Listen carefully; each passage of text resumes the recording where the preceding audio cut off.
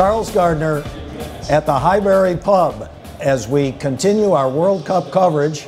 I'm here with Boro Sucevic, and we're talking, of course, about yesterday's incredible match between the United States and Portugal in Manaus, where at the end of the match, in the final seconds, Portugal tied the game with an incredible goal, header goal by Varela off a wonder cross by Ronaldo.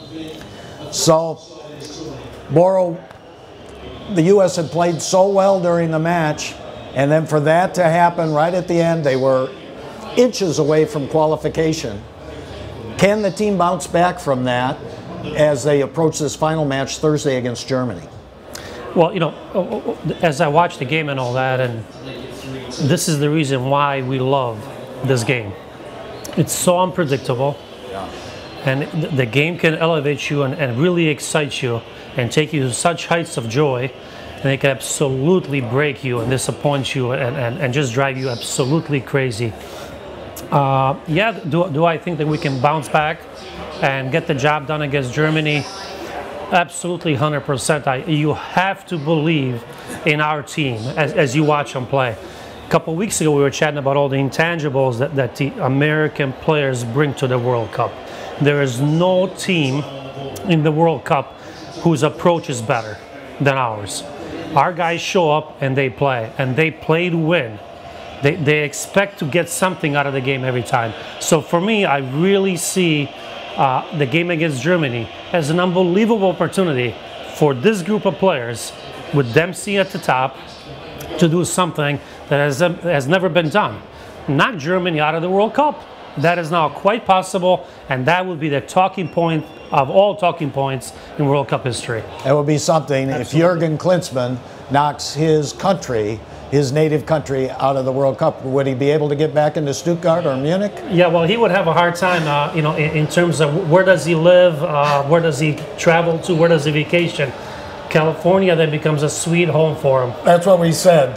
California would be home to stay, maybe, for Jurgen. Yeah. But let's talk about that last play, Boro, because there was such a key part of the match. It looked like the U.S. was killing off the injury time, 5 minutes of injury time, which is a lot of time to kill off against a team as talented as Portugal, ranked 4th in the world. And one turnover at midfield by Michael Bradley. He lost it a little casually there, out wide to Ronaldo. And suddenly, here is Varela on the doorstep. What did the U.S. do wrong in those moments? Two things for me. Number one, we need to foul, without a doubt, with so little time on the clock. Play somewhere in midfield, someone needed to commit a foul. We could have committed a foul even out wide prior to the cross. So that's something that I think as we get through the disappointments of World Cup results, sometimes losing points like that, I think next generation hopefully will learn from this. There comes a time you have to take a professional foul. You have to maybe take a yellow card to ensure 3 points and qualifications to second round. So that really should have happened, definitely. And you mentioned that most times you would have seen Ronaldo take Beasley on and go around. Why do you think he decided to make that pinpoint cross that he made instead? I'm as baffled probably as any Real Madrid fan is. When you watch Ronaldo play, if you get him out wide, he always takes players on, especially if he's near the box. He looks to get in the box, or he looks to cut in and shoot.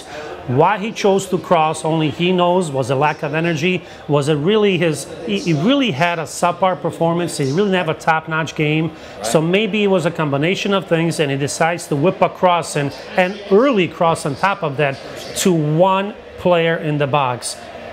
Inch-perfect cross cost us 2 points. Wow, just incredible. So now, maybe we should talk, though, leading up to that, good performance by the U.S., correct? With Dempsey up top, the lone forward. Jermaine Jones with a wonder strike to tie the match in the second half after they had yielded that bad goal early on.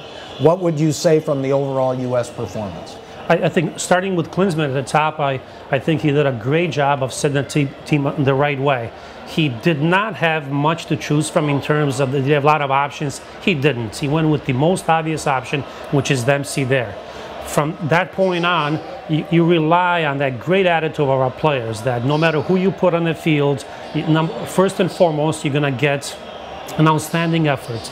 Defending is all about running.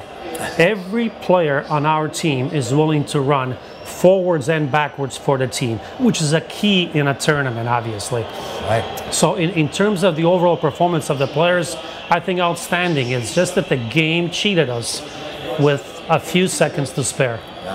Now, Boro, let's talk about the group. Okay, so the U.S., despite the disappointment, still has 4 points from 2 matches. If we had said that before the tournament, what would we have said? Pretty good? Absolutely. Anybody would have taken that. I think, you know, there was a lot of people really did not believe in what USA could do. They had this Ghana thing and the history and all that. And they also saw Portugal as a really difficult game.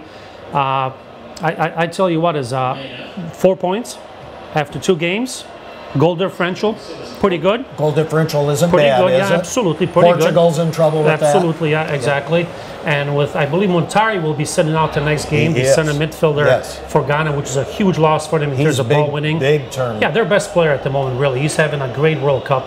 So I think that as I see it now, is that the third game against Germany, I bet that everybody will look at it as just a great opportunity to get at least a point. At least one if not a win. Right. I'm really pulling for a win because, as I said, that will be the story of all stories of World Cup. What about Portugal? What is your confidence level? Obviously, the U.S. would benefit if they win the match. They have a -4 goal difference to Ghana's -1. So what is your confidence that Portugal can play against Ghana? Ghana sure looked good against Germany in their second match. See, as I watch Portugal play both games, for whatever reason here is that Ronaldo appears as if he's looking for almost an excuse not to win the game for Portugal. He is not showing up trying to earn points for his country. That's just a personal opinion. Portugal itself, I'm not sure what's happened to all the wonderful players and the way their style of play, where they could actually go on the field and beat some of the teams as favorites. Right. So that game will be, of course, these games will go on simultaneously on Thursday, so there'll be a lot of channel flipping, won't there, to see how that's going between the U.S. and Germany and Portugal and Ghana. But I guess we couldn't expect anything different in this group, could we, really? Yeah, exactly. Yeah. Well, let's talk about a couple of the other groups. There have been still some amazing results. Costa Rica continuing its run in the tournament, and now atop that Group D, the group of death.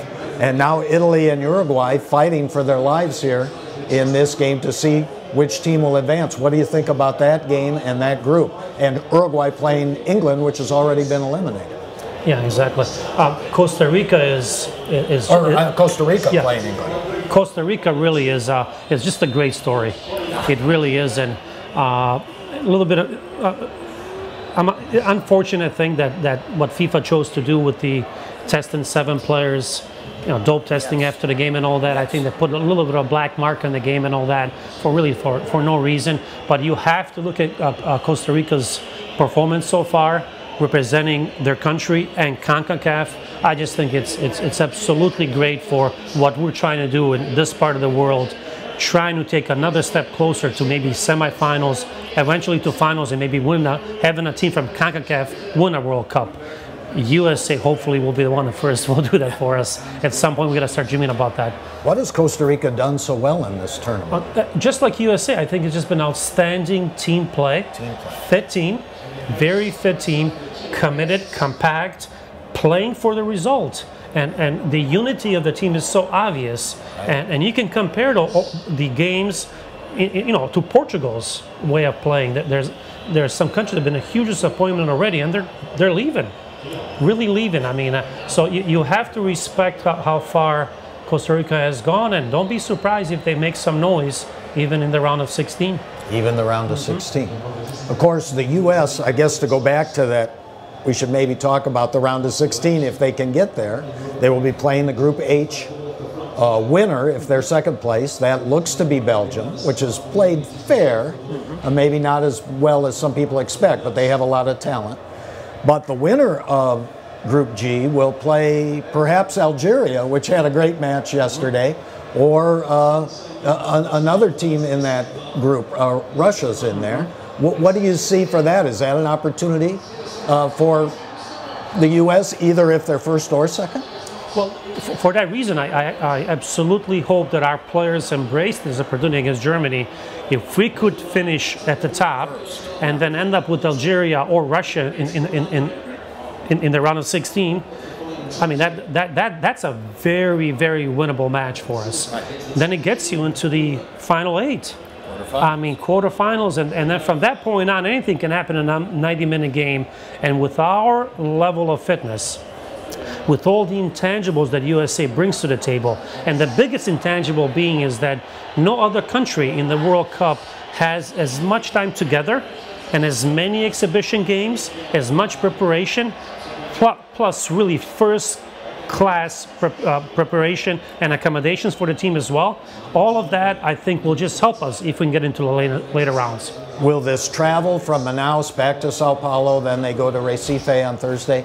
Will that affect the U.S. and not having Germany has an extra day of rest? Jurgen Klinsmann, complained about that a bit in the post-game interview yesterday. Yeah, of course it plays a big part. I mean, you can see the heat. A lot of players and a lot of teams are wilting, literally, in this seat. It is difficult. Having an extra day is a big-time advantage and all that. But again, I stress that the attitude of our players is first class. They will be forgotten about day before the game. They'll even stop thinking about that. As soon as the whistle blows, I think you'll see one more time, you're going to see a first-class performance by our players. We have a game going on right now while we're talking, Spain and Australia. And of course, it's a defending champions going out. It's a little close to my heart since my daughter is over in Spain this month and with her friends over there. And of course, this is tough because they had won 2 Euros and the World Cup. Their golden generation aging. Iniesta going out, Xavi. What do you make of that Spanish team? Were they one of the greatest teams of all time? And obviously, they're going to have to regroup now. Their time is done, it looks like. Yeah, absolutely. A couple things about Spain is that, do I consider them the best team ever? I would have to say no. I think they probably put them in the top 3 so far. If they would have done, at least gotten to the semifinals this year or the finals, it might have made a case for them. But, just looking at that team and the individuals and all that, the first thing that always comes to mind is obviously Iniesta. Can you really think of a player more deserving of a footballer of the year, best player in the world at least once, than Andreas Iniesta? I mean, what he's done for Barcelona, what he's won there, scoring a winning goal in the World Cup for his country, and his behavior on the field, off the field, all the wonderful character that he is. Good things happen to good people, and he really represents everything that is good about a top-notch footballer. Yeah, he really has, and you knew that it would come at some point where Spain's reign would end, so to speak, but it ended suddenly, didn't it, in this group? Yeah, all things have to end, and they always end with the loss, obviously. So it's sad. It's really sad to see that great team that really did not show up to this World Cup and just didn't put it in the first game, and it cost them dearly. It really cost them, no doubt. Any other surprises that you've noted in the World Cup, or teams that you've really enjoyed watching, Boro, that maybe you didn't know as much about, or you didn't think they were going to make such an impact? Algerians come to mind. I think they're actually a really nice team to watch in terms of tempo and style, controlled aggression, and just a commitment towards winning. So I really like that team a lot. The French really have stepped up big time as well. No one really gave them much of a chance leading to the World Cup after the debacle in South Africa. The good French showed up. Absolutely. The good French this so time. The French have been Benzema, a pleasure. Has Benzema been one of the best players? Well, I tell you what, if he continues the way he's going, I mean, he might end up being, depending how far they go, he might be voted maybe even the best player of the tournament. Yeah, he's having a blinder. He's Absolutely. been on fire. Mm-hmm. Yeah. So it's good to see some of these, and we'll see how this round of 16 shapes up.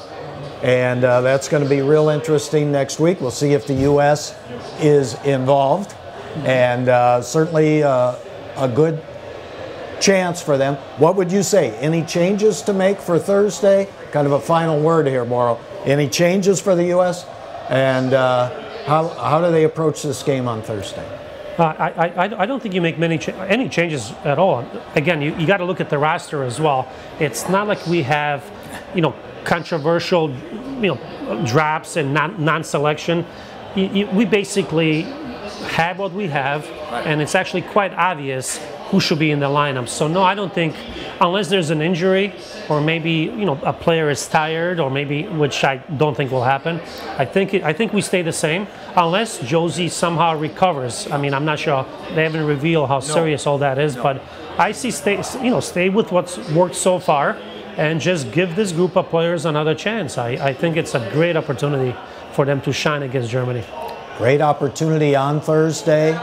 Everybody will be watching in the U.S. The parties have been crazy throughout Milwaukee, Grant Park in Chicago, all over the country, and I'm sure that will continue on Thursday. Yeah, all the fans should really remember that democracy has arrived to the World Cup.